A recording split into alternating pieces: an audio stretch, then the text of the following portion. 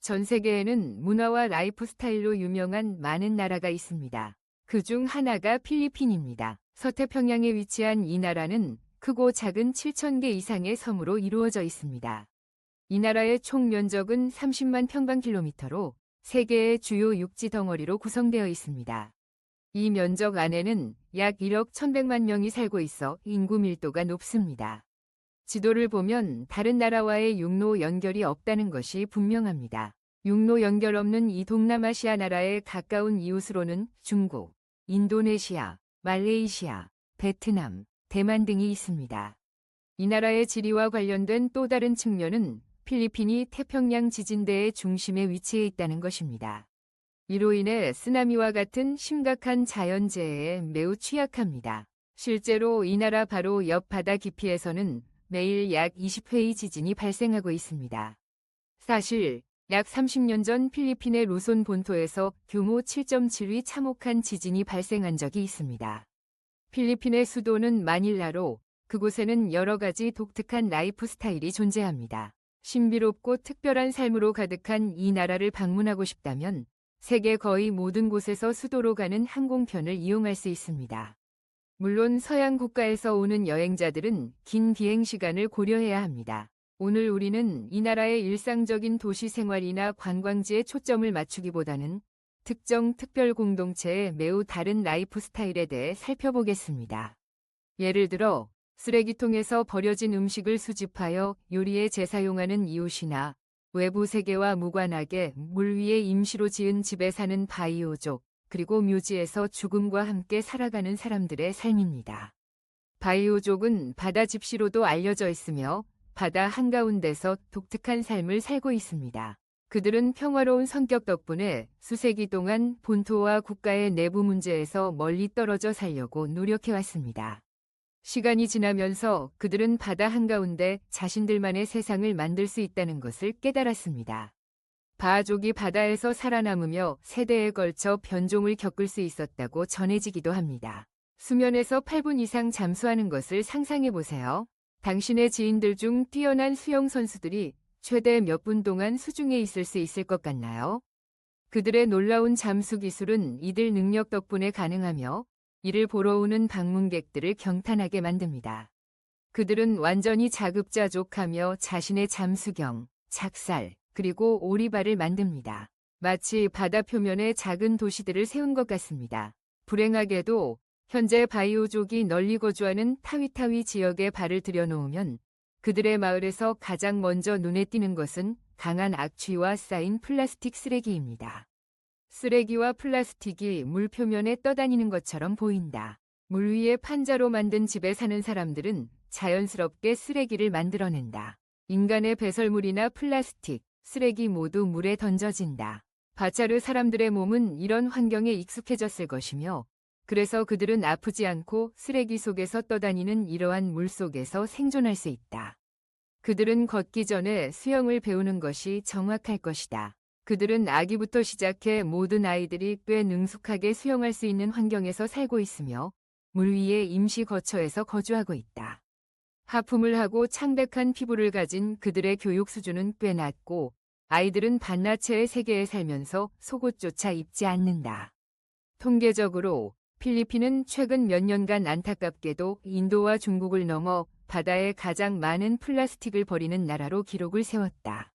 오늘날 지속적으로 문화적 맥락 속에서 존재하는 이 해양 민족은 바다에 상당한 쓰레기를 남기고 있다. 과거의 바자우 사람들은 근처 슈퍼마켓에서 물건을 살 때 종이 쓰레기를 사용했다. 이제 그들은 플라스틱 제품을 구입하고 주변에 오염을 퍼뜨리고 있다. 그럼에도 불구하고 바자우 사람들은 도시의 빈곤을 다루기보다는 현명하게 해양 생활에 전념하고 있다. 그들의 삶에서 가장 중요한 것은 명백히 물고기와 그들의 배이다.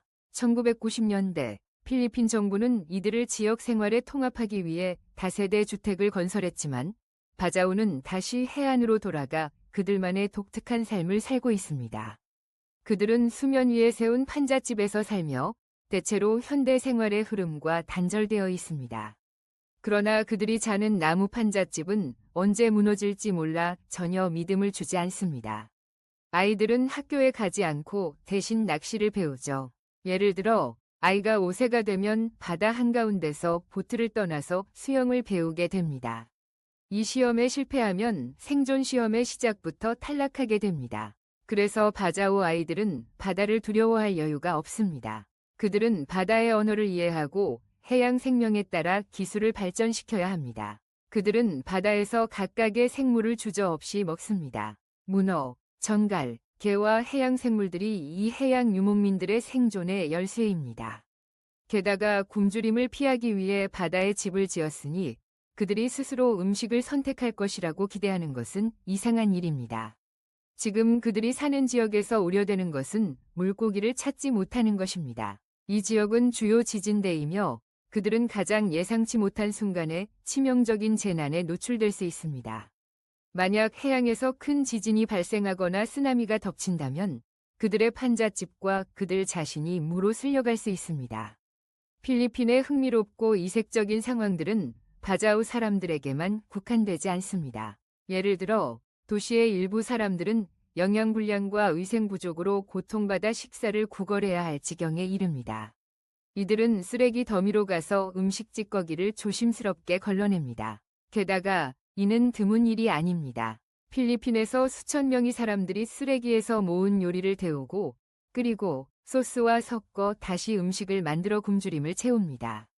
그들이 모은 음식을 자세히 보면 주로 패스트푸드 제품과 같은 바삭한 치킨이 많다는 것을 알 수 있습니다. 그 이유는 필리핀에 있는 맥도날드와 같은 체인 업체들 때문입니다. 이러한 체인 업체들은 고객이 남긴 온전하고 손대지 않은 식사를 가득 담은 봉지를 쓰레기통에 버립니다.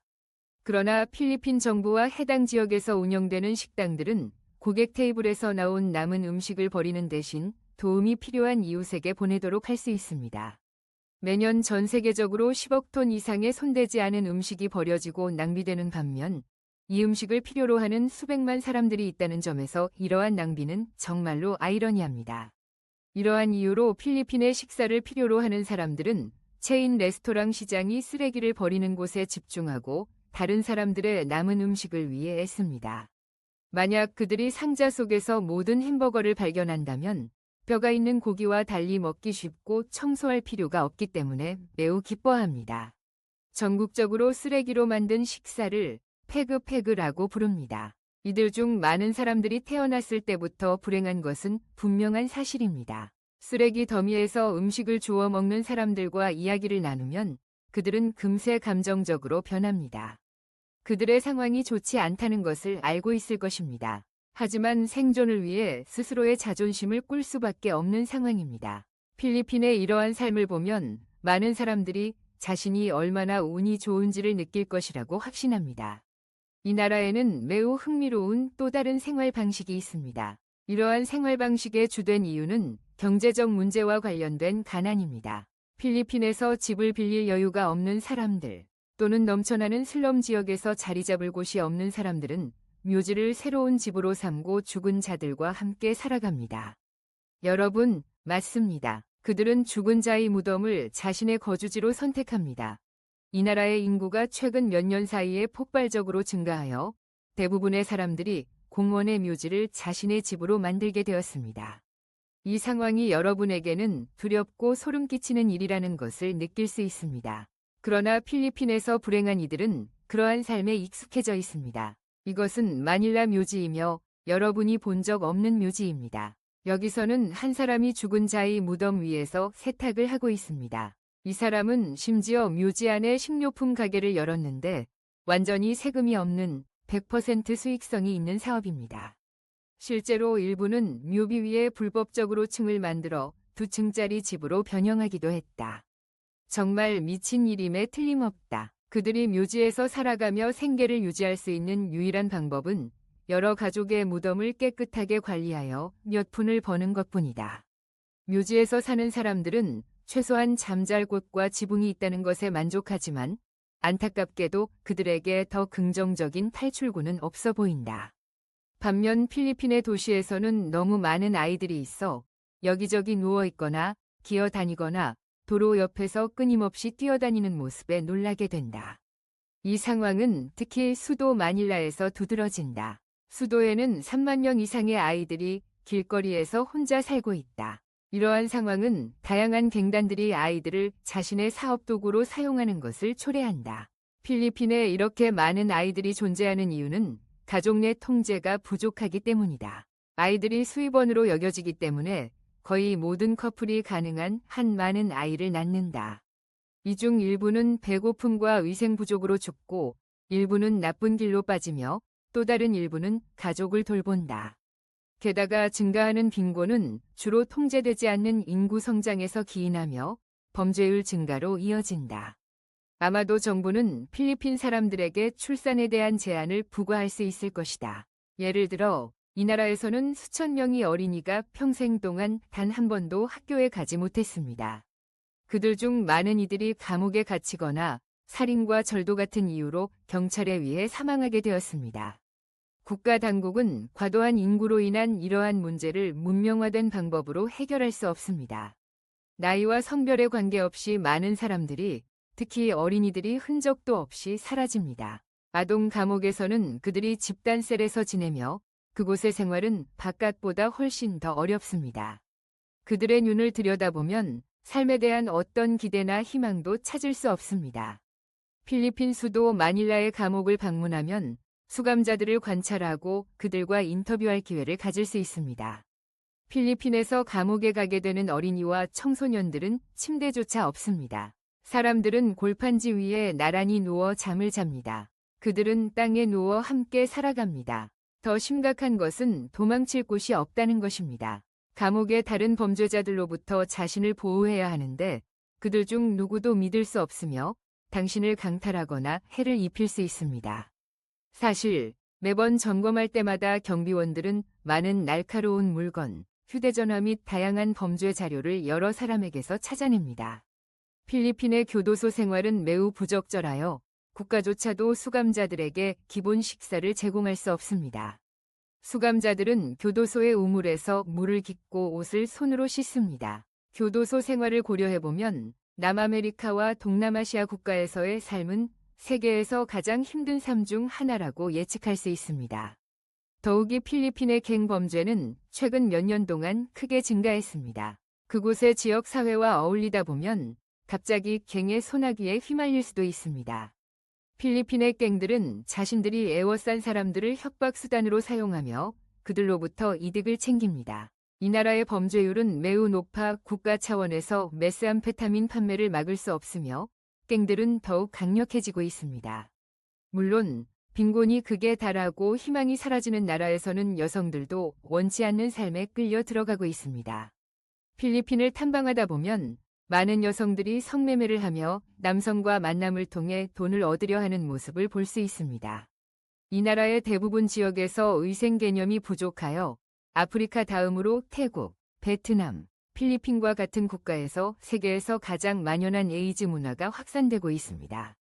마닐라의 슬럼가를 걸어 다니다 보면 집과 가게가 모두 바래고 낡아 있으며 사람들이 빈곤에 시달리고 있음을 알 수 있습니다. 예를 들어 주변의 많은 세부사항은 혼란스럽고 무질서한 인상을 줍니다. 사람들의 소지품은 골목 곳곳에 흩어져 있고 주변은 꽤 더럽게 보입니다. 하늘의 회색 톤은 오두막의 커피 색조와 어우러져 필리핀의 독특한 분위기를 만들어냅니다. 돌아다니면서 사람들을 조금 더 많이 만나기 시작하면 그들에 대한 세부사항을 알게 됩니다. 1억 1천만 이상의 인구가 하루에 $5 이하를 벌고 있는 나라에서 사람들은 꽤 통통하고 육중합니다. 이는 그들이 주어진 것을 아무거나 먹기 때문일 수 있습니다. 사람들이 길가의 포장마차에서 뭔가를 사면서 미소 짓고 행복해합니다. 식사는 필리핀에서 삶을 행복하게 만드는 가장 중요한 요소 중 하나이며 특히 아이들은 보이는 저렴한 음식을 향해 급히 달려갑니다. 게다가 날씨는 대부분의 연중 습하고 덥기 때문에 사람들이 간단한 민소매 티셔츠를 입고 돌아다니는 모습을 자주 볼 수 있습니다. 그들은 보통 그 아래에 반바지를 입고 있습니다. 그들을 보면 다른 남아시아 국가들처럼 필리핀 사람들은 일반적으로 피부가 어두운 갈색이며 눈이 약간 처져 있다는 것을 알 수 있습니다. 하루 중 거의 모든 시간에 길가와 골목에서 채소와 과일을 파는 사람들을 만날 수 있습니다. 필리핀의 슬럼에서는 슈퍼마켓과 쇼핑몰 문화가 널리 퍼져 있지 않으며 사람들은 길가의 상인들로부터 필요한 것을 구매합니다. 또 다른 날, 필리핀의 도시 대중교통을 이용하며 여행을 계속할 때 목격하는 차량들에 주목하게 됩니다. 다른 아시아 국가들처럼 필리핀에서도 간단한 교통수단이 발전했습니다. 높은 인구 밀도와 빈곤이 대부분인 상황은 사람들이 오토바이 같은 이동수단을 이용하게 만들었습니다. 필리핀 사람들 간의 지역 사회 상호작용은 꽤 강하다고 말할 수 있습니다. 저소득 국가에서는 사람만이 서로에게 의존하며 좋은 관계를 유지할 필요가 있습니다. 요약하자면 필리핀은 단순한 관광지 이상의 것들을 지니고 있으며 그곳 공동체의 삶은 정말로 도전적입니다. 인구가 밀집된 작은 지역에서 생활하는 것은 빈곤과 범죄율을 극한으로 끌어올렸습니다. 만약 이 비디오가 마음에 드셨다면 채널을 구독해 주시면 감사하겠습니다. 이 비디오는 필리핀 전체에 대한 포괄적인 설명이 아닙니다. 물론 이 나라에는 안전하고 부유한 지역도 존재합니다. 다음 비디오에서 또 만나요. 안녕히 계세요.